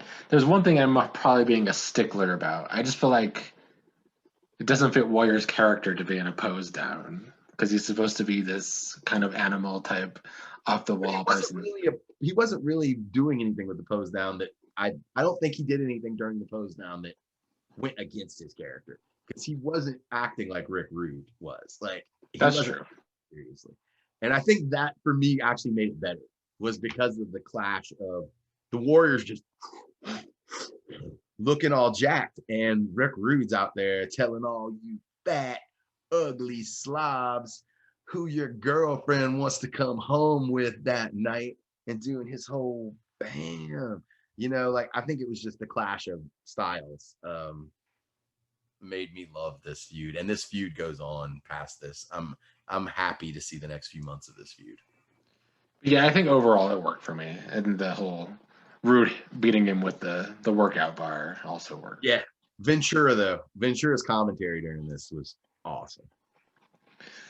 Next, I have a note on Elizabeth once again. She doesn't know who to root for in the Royal Rumble if it comes down to Hogan or Macho Man. I'm like, goddamn, you can see where Macho Man's coming from. Yes, this is your wife. I don't know who I'd pull for. And then, and then Hogan, and then they asked Hogan the same thing, and he's like, well, if it comes down to it, brother, and so, Elizabeth, she is adding fuel to that fire. So I will say, despite, she is playing her role well, what they needed her to do. Lastly, before the Rumble match itself, it was the match for the King crown between Haku and Harley Race. Once again, Heenan involved in this, rooting for both guys because he wants to be on the side of the King.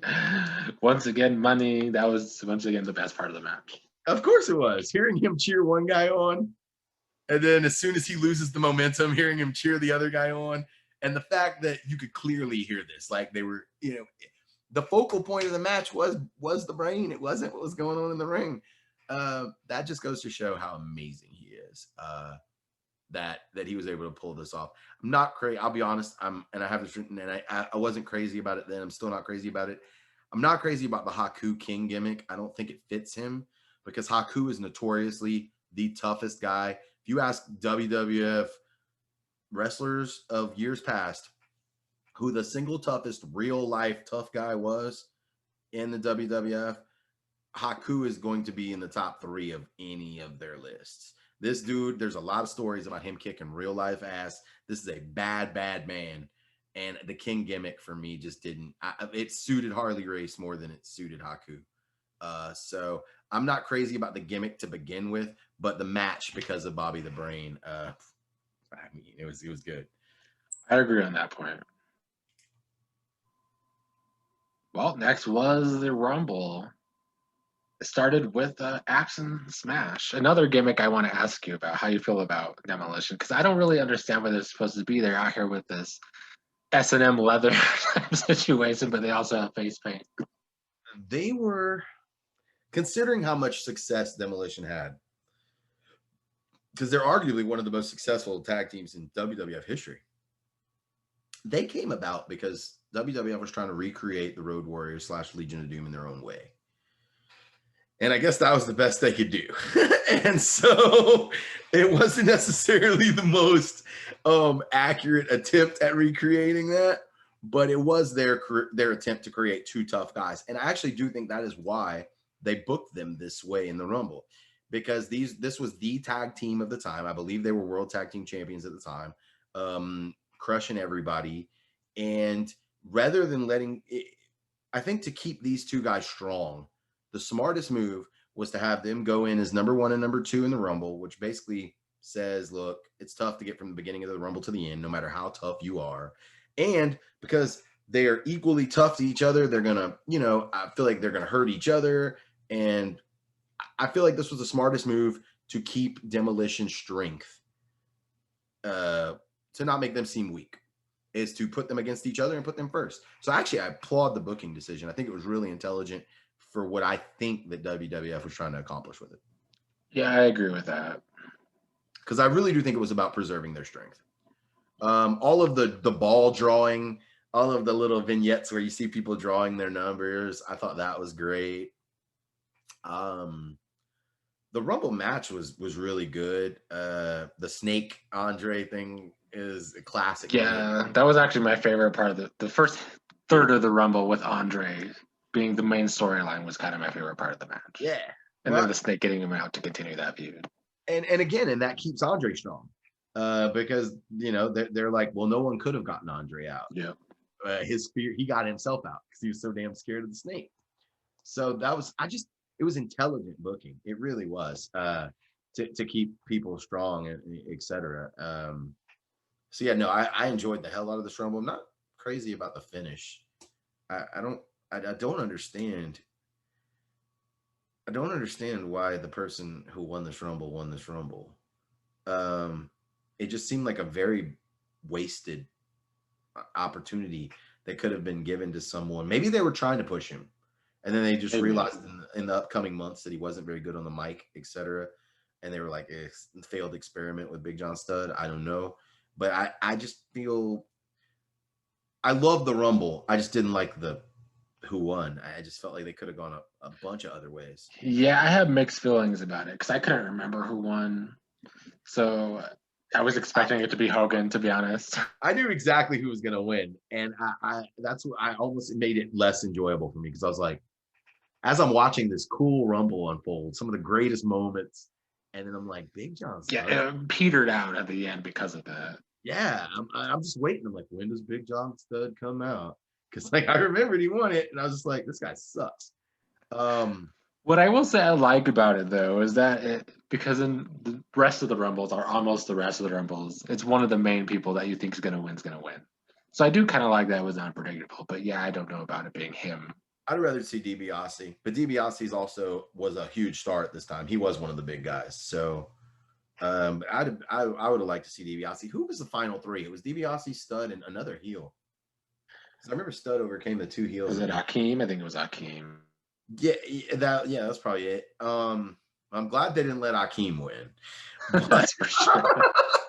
But yeah, I think they could have done more with it. But it was a good Rumble, man.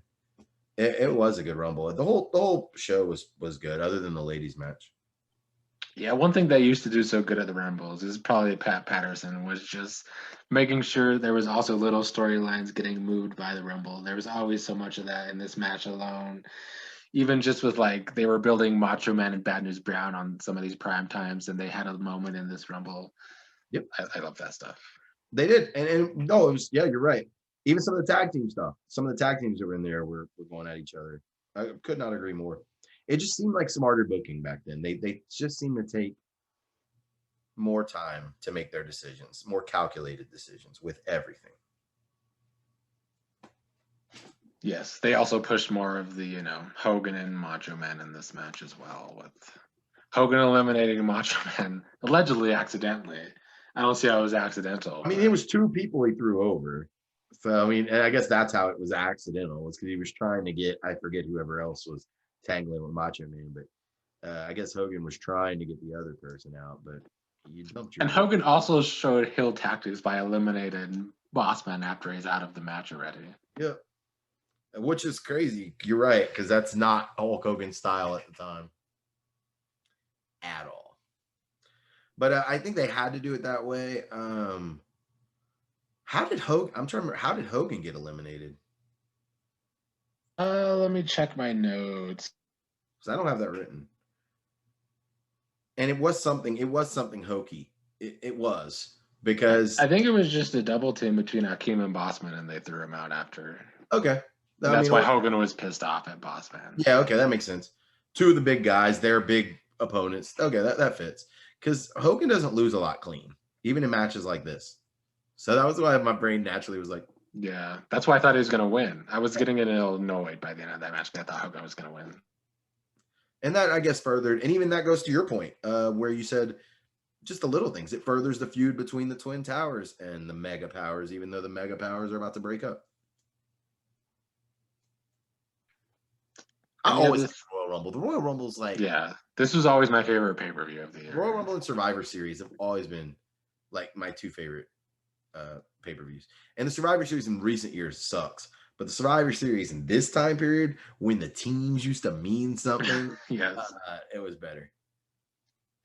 Any other thoughts on this Rumble match? Overall, good, man. Just good. Just could have had a better winner. Just lackluster ending. Yeah, it was a lackluster ending. Well, now we'll move on to the great primetime episode of Heenan. And Red Rooster gets invited to be a co-host, and Heenan isn't having it. He doesn't want him there. And he debuts the Brooklyn Brawler, who's never won a match, Steve Lombardi. Never won one match. I love how Heenan just rips his own guys to their face. Like, it's just, You never won nothing. Never won nothing. But I got you. I'm going to make you a winner. Like, what? And then attitude, his petulant child attitude before that happens. Like when Rooster's on there with Gorilla Monsoon and they're having their normal sort of show, Heenan's just sort of off-putting, like, I'm so upset that I'm not going to say anything and I'm going to sit here like a child and just be a child about it. It's perfect. Like, it is so perfect. So perfect. Yeah, it was great. This has to be one of the best episodes of Primetime Wrestling ever. It had to be. I enjoyed it all thanks to Heenan and this little feud. Yeah, the whole feud is great thanks to Heenan. But, I mean, it also makes the Red Rooster look entertaining even though he's not. Yeah, no, I agree. Terry Taylor is Terry Taylor. Like, that's who he is. I have written, there was a Horowitz versus Tim Horner match. I put, who the fuck is Tim Horner? Because they were booking him like, I know Barry Horowitz is like all-time jobber status. Yeah, he is. Like, he is like, if you had asked me before we even took on this project who the biggest jobber of all time was, I would have actually said Barry Horowitz. I would have as well. Because he's just, he didn't get that Norman Smiley run where he started as a jobber, but then actually picked up some traction. Horowitz never got that traction. So I was like, who the fuck is Tim Horner? I had it written Jim Horner, Tim Horner. I don't know. Got a little bit of Anvil singles action here. You did have a legit match between Valentine and Garvin on this show. Yeah, but I kind of felt like Garvin at this point was like a glorified jobber of his own. He was a little has-been-ish by this point. Yeah, I agree. And then even if you look at the way that finished, it was, I wrote a note about that. Quick roll-ups to preserve finisher strength. And I just feel like it was because they didn't want people to land finishers if it wasn't going to finish people. And that's why I think guys like Nature Boy and Valentine and Luger to some extent, Sting, guys who used submission holds, those were a little more leeway because people didn't have to tap out right away. So you had a little bit more room to have somebody distract the ref while they were tapping out. True. You could preserve the strength of the finisher without ruining the strength of the wrestler who's losing to it. So I thought submissions were interesting. The fact that this is the first time we saw the Brooklyn Brawler, to me, blew my mind. Like, this blew my mind too. This was it. This is his inauguration, if you will. This is it. And I just have so many LOLs here where Brain is calling him a jobber to his face. Never won nothing. He can't win nothing, but now he's with me, so he's gonna be everything. Bushwhackers in a lingerie store. I thought it was the worst. Anything with them is the worst. I have what the fuck is this segment? They're talking about sending their mom lingerie or something. I did not get it. And then this is when we saw the Rougeaus start their American theme was on this episode. Because Rougeaus were famously Canadian, and this is when they started their All-American Boys with their little flags thing. So, I mean, again, I just thought this was a very intelligent episode. Yeah, it was my favorite TV episode. It was probably my favorite episode all around, even better than the Rumble, to be honest. I agree. Just, it was all brain. It was all the brain. Yeah. The way he shifted from being a petulant child who's indignant that the Red Rooster's even here to, well, now I'm the solo host and we're on the Bobby the Brain hour. So like just watching that night and so day. Good. Yeah, dude. I mean, it's just money. And all the way to being the the freight hill when Monsoon returns to the studio. Nah. Steve Lombardi never won nothing. And he doesn't win much after. Like, hate to ruin that for those of you who are going to keep up with this with us. I hate to just foreshadow this, but the Brooklyn Brawler still doesn't turn out to win too much, just so you know. This is not one of Brain's good. No, it wasn't. Well, we have two last episodes, January 23rd, January 30th. Some of my main notes on the 23rd, I got, we see Sherry and Rock and Robin a little bit. They had a cat fight at least in between with Okerlund in the middle. I have awful. I just have Rock and Robin. Awful. Sherry's trying her best to make it work, but yeah, I agree. Brainbusters versus Young Stallions. Yeah, I enjoyed that.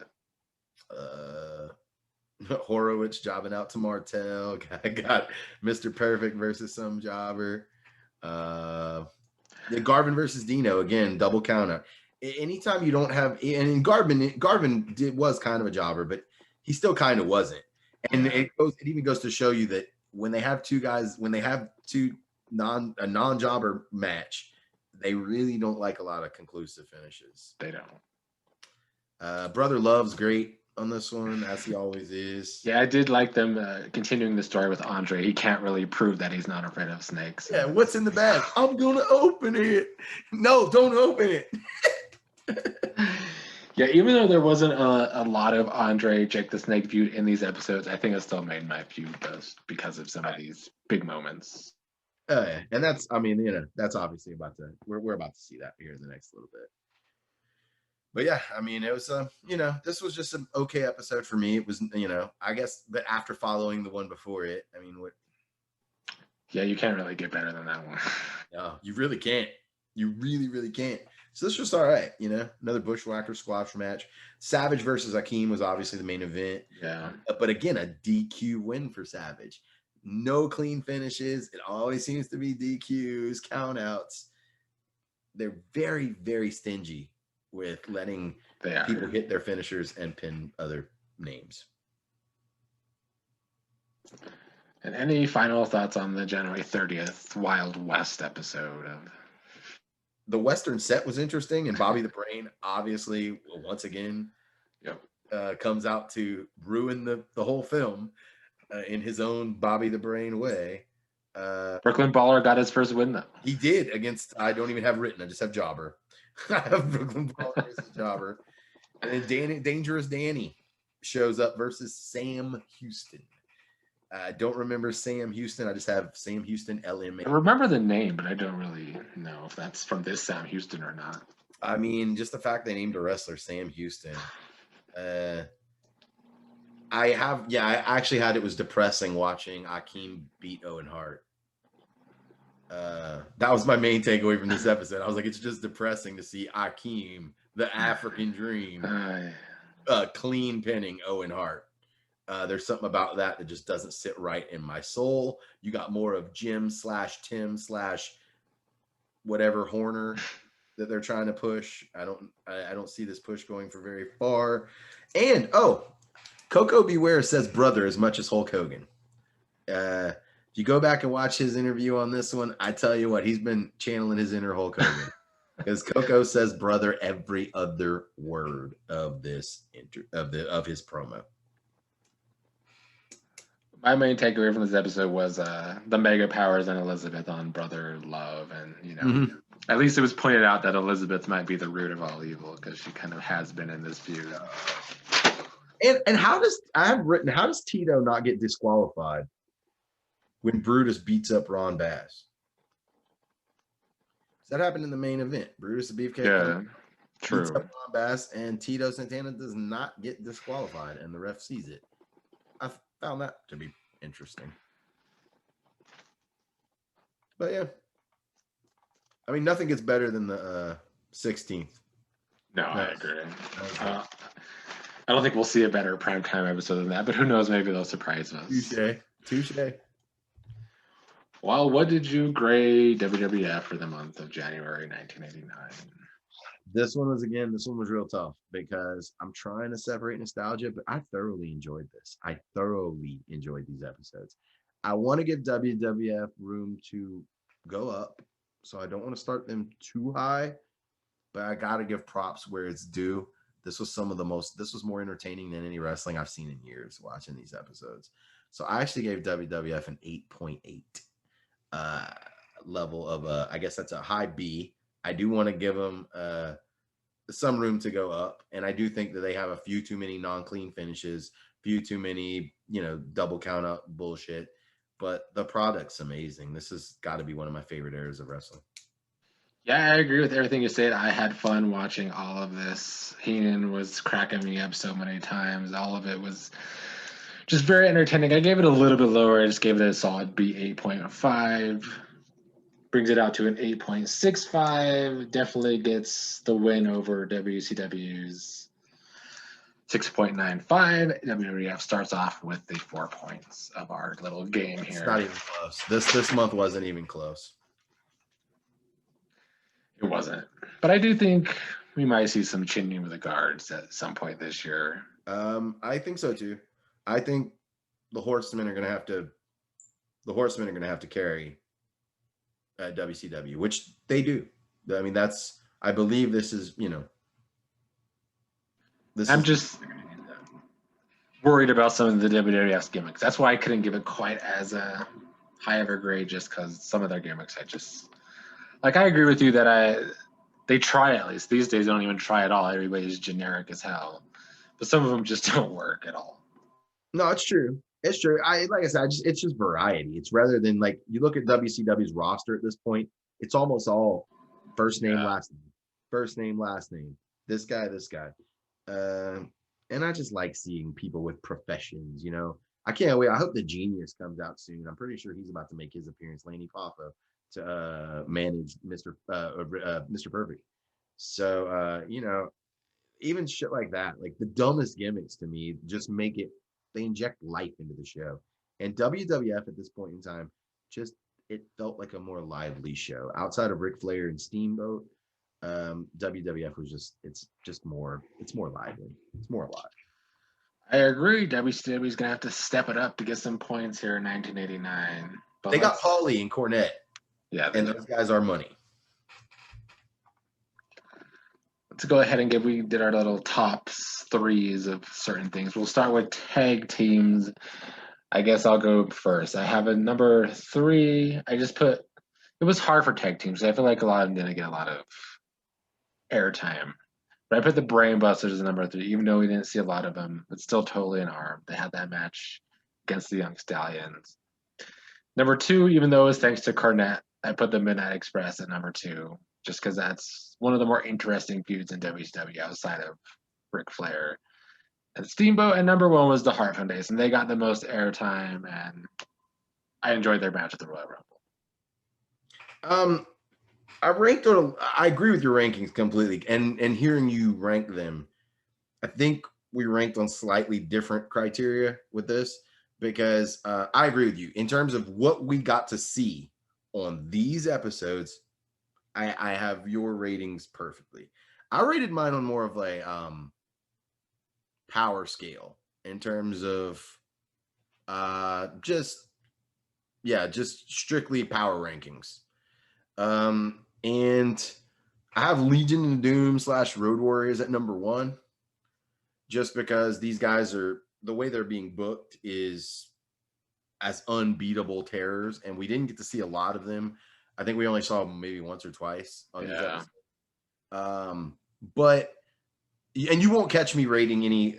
Going back to what we said initially, you won't catch me rating any two single superstars together as a.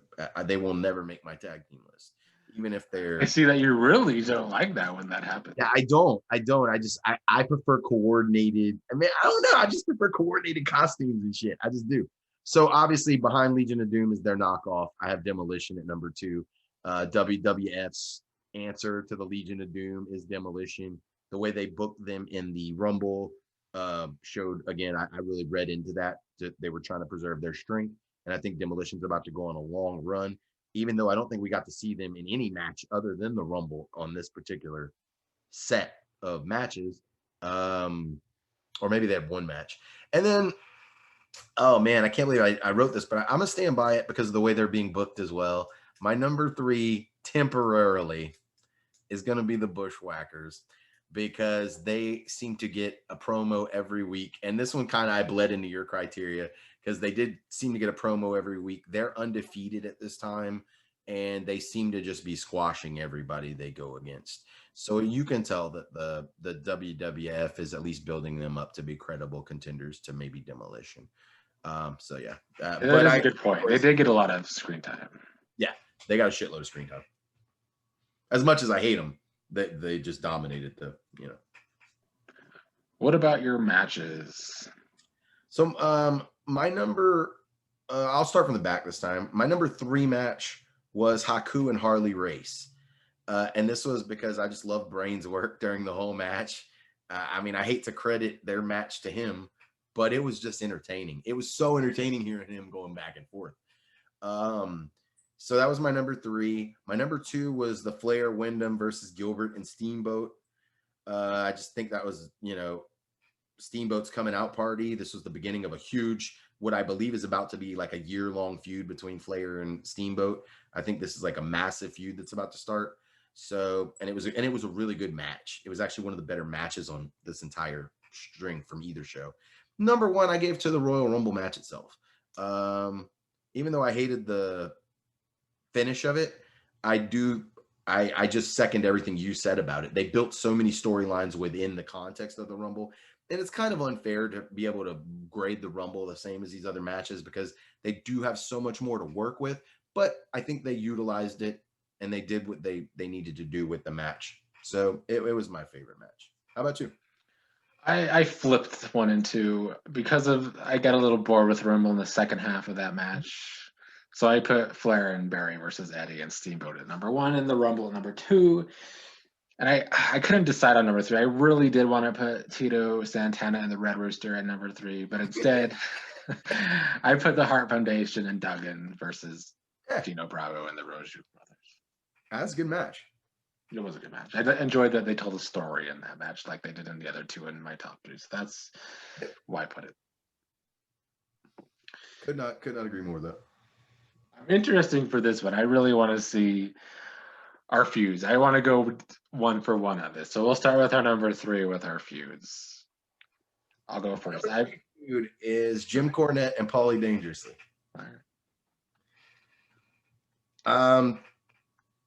I mean, it's rare. Even though I do think that it's just rare when managers actually steal the stage, and they did. Their promos, scathing promos at each other. I want to see this. I want to see this fucking match. Yeah, that was probably my number 4. I almost put them on a 3. I just put Jake Roberts and Andre. Just even though there wasn't a lot of it, I enjoyed every time we got a little dose of that story. Yeah, the brother love segment, all of it. Yeah, I'm with you. My number 2 was Windham and Flair against Steamboat and Eddie. Even though it's more Flair and Steamboat, I still like that it's kind of a joint storyline right now. I'll say that's my number 1. I'll actually jump ahead and say I actually do have that one at number 1, but I have it as a Flair Steamboat. I left Eddie and Windham completely out of it. And again, that may just be and it could be flawed memory, but I think this Flair Steamboat feud is about to just it's about to be like a long feud. So Yeah. I think what we saw here was the spark of variance. So that's actually my number one, but I'm right there with you. Huge feud. And I'm willing to bet my number two is your number one. We'll see. What's your number two? So I didn't know how to phrase this because there's two parts to this feud. You have Hogan and Savage feud, and then you have the Mega Powers and the Twin Towers. And so I have it broken up into both those parts.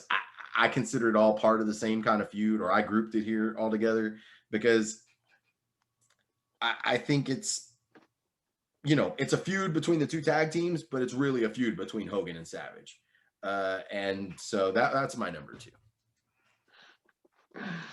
Well, my number one, it might piss off the wrestling, whatever they are, the wrestling purists, I will say. But my favorite feud of this January was by far Heenan versus the Red Rooster. That was definitely the most entertaining feud of January. I could not put it. The only reason I didn't put Hogan and Macho Man yet is because I didn't really enjoy the Twin Towers part of it as much, and they're kind of still in the early stages. But I fully support your choice for number one. I didn't even think about that one, considering how much I adored the Brain over this. I didn't even think about putting that on here, and I could not. That's perfect. Yes, I couldn't not do it. Yeah, that's super valid. And lastly, our top three superstars. I changed it to superstars instead of wrestlers for now, and I think we all know why. If anybody listened to this whole long podcast, I think you know why by now. My number three is Mr. Perfect. I feel like they're just, all his little segments are coming up. They're showing him. He's, he's had some in-ring work as well as a lot of promo work, and you can tell they're hyping him up. So my number three is Mr. Perfect. My number two is the Ultimate Warrior. I feel like, even if I don't take the knowledge that I know WrestleMania 5 is coming up in just a few months, which is a famous showdown between him and Hogan, the Warrior's squashing everybody. Like, he's just squashing everybody. So clearly, to me, and then obviously my number one superstar / wrestler is none other than the styling, profiling, jet riding man who is single-handedly trying to carry WCW right now, and that is Ric Flair. Without him, I think they would be in a lot of trouble. And so I think just through the weight he's having to carry, I have him at number one. Yeah, I actually did not put Flair on this top three. As much as I wanted to, I put Steamboat instead in my top three. But my number three was Macho Man because I've just enjoyed his jealousy, and he's just playing it really real because it probably is real. Oh, yeah. Number two, I put Steamboat. He's such a great baby face. I don't know if there's ever been, like I said earlier in this, the family man, just the nice guy. He just all around great face. And number one was Bobby Heenan. Bobby Heenan owned this month for me. See, I added a category. I knew we were coming to this. I added the category of managers just because I could not leave that man off of like my top list. So I actually added my top three managers, which obviously Brain easily. And this is an era of great managers. It is, yeah. I got Who was 2 and 3? I got Brain, Cornette, and Dangerously with Jake and Slick as honorable mentions. I would agree with that manager list. If I would have done it, that would have been probably my list as well. Well, it was a fun first episode, fan guy. I look forward to more of these. I'm hoping WCW steps their game up a bit, and I think they will. But I do hope it's kind of more outside of this Flair Steamboat feud that's going to own the year, or at least the first half of the year. And they will, like I said, without giving too many spoilers about just what my memory tells me is coming up. For those people watching that you guys follow us, like follow with us. Like we're going to be going month by month with this stuff. So, you can get the WWE Network. It just got discounted now that it's with Peacock. It's only gonna be like $5 a month. And you can follow along with us. This is the golden age of a lot of this stuff.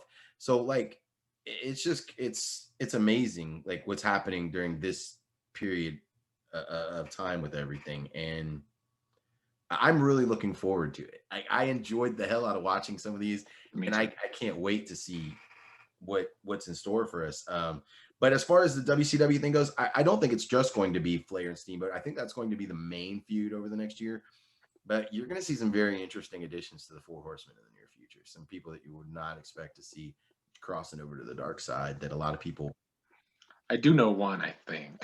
Yeah, there's a couple of faces that may go to the dark side, and they're not there long enough to where people probably don't remember it. But I do, because I remember that it was some of my favorite wrestlers, and all of a sudden they're with my least favorite bad guy faction, and I'm like, how is this happening? So I do think WCW does have some stuff in store for us, but they've just got to turn it up on the entertainment factor, man. Like right now, they're focusing too much on the purist wrestling side of stuff, and I'm with it. Like I get it, but I feel like that's what the NWA was always more known for, though. They were always the more wrestling purists. They were, and I don't think they fully get out of that until the Nitro era.